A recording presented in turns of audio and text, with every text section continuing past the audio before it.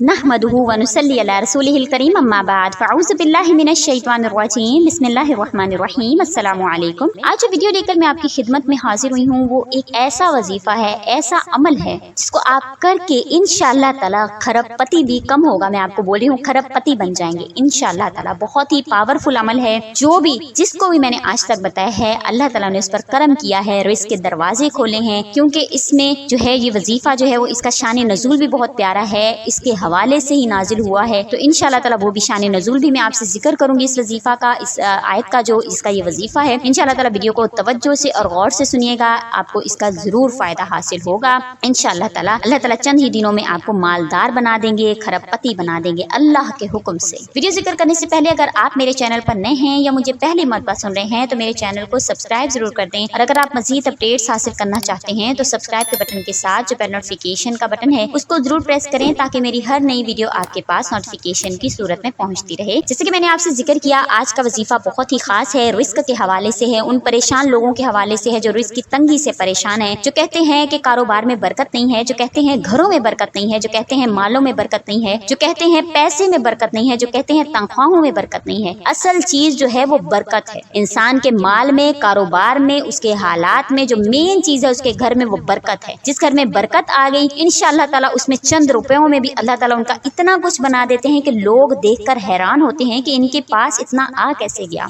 इंशाअल्लाह ताला इस अमल को करने वाले के घर में बहुत बरकत होगी। अल्लाह ताला उसको चंद दिनों में ऐसी बरकत देंगे जो खरबपति लोगों के पास होती है। अमाल बहुत आसान सा है, अमल बहुत ही मुख्तसर सा है, वजीफा बहुत आसान सा है। करना आपने क्या है कि इसको आपने इस वजीफा को, इस अमल को आपने जुमेरात के दिन से आपने इसको स्टार्ट करना है। सूरत तलाक है, सूरत तलाक आपने पढ़नी है शुरू से, या अय्युहन नबिय्यु से आपने इसको शुरू करना है बिस्मिल्लाहिर्रहमानिर्रहीम समेत। शुरू करने से पहले आपने 11 मरतबा दुरूद शरीफ यानी दुरूद इब्राहिमी आपने पढ़ लेना है। उसके बाद आपने या अय्युहन नबिय्यु से आपने शुरू करना है इस सूरत को। यहाँ पढ़ते पढ़ते जब आप इसकी आयत नंबर 3 पर पहुंचेंगे जो कि है वयर्ज़ुक़हु मिन हैसु ला यहतसिब से क़द जअलल्लाहु लिकुल्लि शैइन क़दरा तक जो है, जब आप आयत नंबर 3 को आपने जब यहाँ पर पहुंचना है तो आपने इस आयत को 41 मरतबा पढ़ लेना है। 41 मरतबा पढ़ेंगे इंशाअल्लाह ताला। फिर उसके बाद आपने आगे से इस सूरत को आगे से आपने शुरू करना है। आयत नंबर 4 को पढ़कर आपने सूरत तलाक जो है वो पूरी पढ़ लेनी है। जुमेरात को आपने ये अमल शुरू करना है।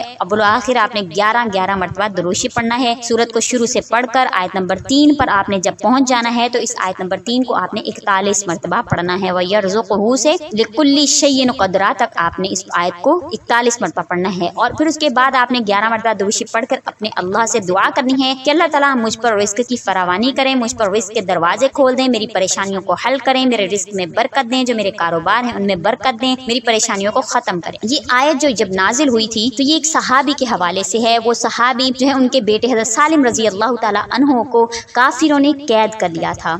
उनके वालिद मोहतरम नबी करीम सल्लल्लाहु अलैहि वसल्लम की खिदमत अक़दस में गए क्योंकि सहाबा थे, अल्लाह की ज़ात पर यकीन था, नबी करीम सल्लल्लाहु अलैहि वसल्लम के बताए हुए आमाल पर यकीन था। उनको ये यकीन था कि हम जब भी मांगेंगे अल्लाह से मांगेंगे। बेशक कुफ़ार ने कैद किया है मगर रिहाई के लिए इल्तिजा करेंगे तो सिर्फ और सिर्फ अल्लाह की ज़ात से इल्तिजा करेंगे। तो नबी करीम सल्लल्लाहु अलैहि वसल्लम के पास पहुंचे सहाबी रज़ी अल्लाह तआला अन्हु नबी करीम सल्लल्लाहु अलैहि वसल्लम की खिदमत अक़दस में हाजिर हुए और फरमाए कि या नबी सल्लल्लाहु अलैहि वसल्लम, सालिम को काफिरों ने कैद कर दिया है, आप कुछ बताइए कि मैं उसको पढ़ने के लिए बताऊं और वो उन काफिरों की कैद से आजाद हो जाए। नबी करीम सल्लल्लाहु अलैहि वसल्लम ने फरमाया कि आप उनसे कहिए कि वो ला हौला वला कुव्वता इल्ला बिल्लाह का जिक्र किया करें। हजरत सालिम रजी अल्लाह तआला अन्हु को उन्होंने ये पैगाम भिजवा दिया। हजरत सालिम रजी अल्लाह तआला अन्हु फरमाते हैं कि मैं दिन रात हर वक्त जब मेरी जबान पर मुझे याद आता तो मैं ला हौला वला कुव्वता इल्ला बिल्लाह का जिक्र शुरू कर देता। उन्होंने हर वक्त इसका जिक्र किया। कहते हैं कि एक दिन बैठे बैठे अचानक मेरे हाथ की जो बेड़ियां थी वो खुद ब खुद खुल गईं और सालिम रजी अल्लाह तआला अन्हु वहां से फरार हुए और निकले। और कहते हैं कि काफिरों की एक ऊंटनी जो गाबिन थी वो बंधी हुई थी तो मैं उस पर सवार हुआ। मैंने जब उसको हकाया चलने के लिए तो उनके बंधे हुए उनके मैदान में तमाम तर जानवर जो बंधे हुए थे वो भी मेरे पीछे पीछे आना शुरू हो गए।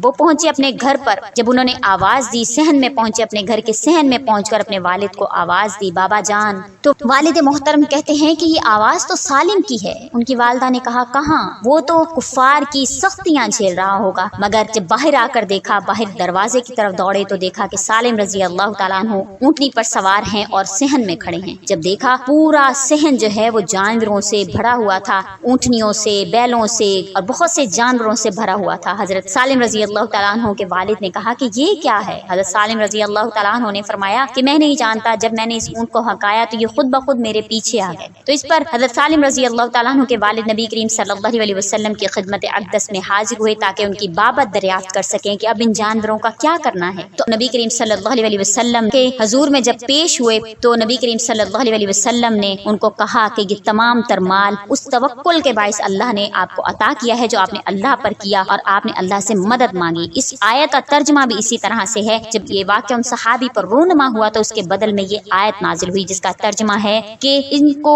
ایسی جگہ سے رزق پہنچاتا ہے اللہ جہاں سے ان کا گمان بھی نہیں ہوتا۔ کن لوگوں کو؟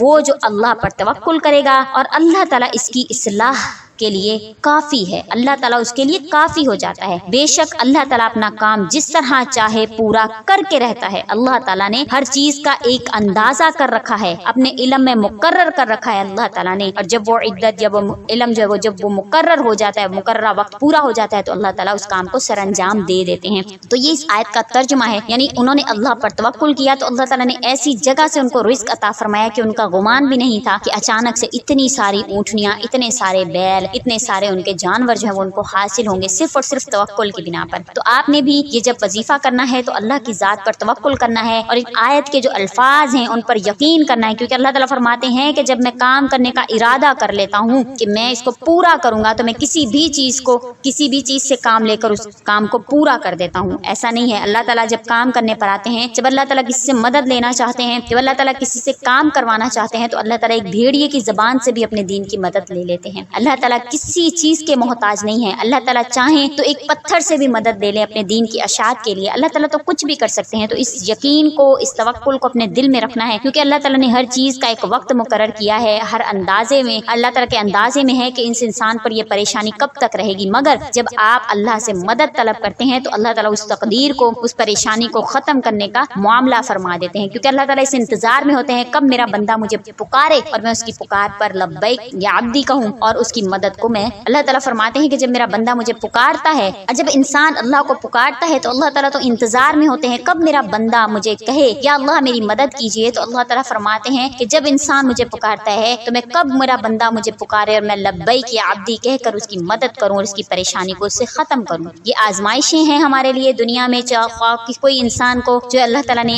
مال کے ذریعے سے آزمایا ہے، کسی کو اولاد کے ذریعے سے آزما رہے ہیں، کسی کو کسی پریشانی کی وجہ سے، کسی کو اللہ تعالیٰ جو ہے وہ معمولی ان پر پریشانیاں بھیج کر ان کو آزماتے ہیں، لیکن ہر انسان آزمائش میں ہوتا ہے اور نکلتا کب ہے؟ جب وہ اللہ کی ذات پر توکل کرتا ہے۔ جب اللہ کی ذات پر توکل کرتا ہے تو اللہ تعالیٰ اس کے لیے کافی ہو جاتے ہیں اور اس کو ایسی جگہ سے رزق عطا فرماتے ہیں جہاں سے اس کا گمان بھی نہیں ہوتا، اور اس کے علاوہ اس کی پریشانیوں کو ایسی جگہ سے پورا کر دیتے ہیں، اس کی پریشانیوں کو اس طرح سے حل فرما دیتے ہیں کہ اللہ تعالیٰ انسان کے وہم و گمان بھی نہیں ہوتا کہ اللہ تعالیٰ نے اس کی پریشانی کو حل کر دیا ہے، کیونکہ اللہ تعالیٰ کے اندازے میں ہے ہر چیز۔ امید کرتی ہوں کہ آپ اس وظیفہ کو ضرور کریں گے۔ آسان سا عمل ہے، جمعرات سے سٹارٹ کر لیجئے، جمعرات کے دن سے سٹارٹ کر کے آپ اس کو 11 دن تک پڑھیں گے۔ 11 دن کا عمل ہے یہ، 11 دن آپ کے جب پورے ہو جائیں تو انشاءاللہ تعالیٰ آپ دیکھیے گا 11 دن کے اندر آپ کی کس طرح سے اللہ تعالیٰ مدد فرمائیں گے۔ آپ بہت ہی اس کو پاورفل پائیں گے۔ ایک مرتبہ آپ اس کو شروع کر لیجئے، انشاءاللہ تعالیٰ یہ وظیفہ بہت ہی زیادہ پاورفل ہے، چند دنوں میں انسان کو کھرب پتی بنانے والا عمل ہے۔ امید کرتی ہوں آپ کو میری یہ ویڈیو اچھی لگی ہوگی۔ اگر اچھی لگی ہے تو لائک کیجئے، شیئر کیجئے اور میرے چینل کو سبسکرائب بھی ضرور کر دیجئے۔ اسی کے ساتھ اجازت چاہوں گی، وآخر الدعوانا ان الحمد للہ رب العالمین۔ اللہ حافظ۔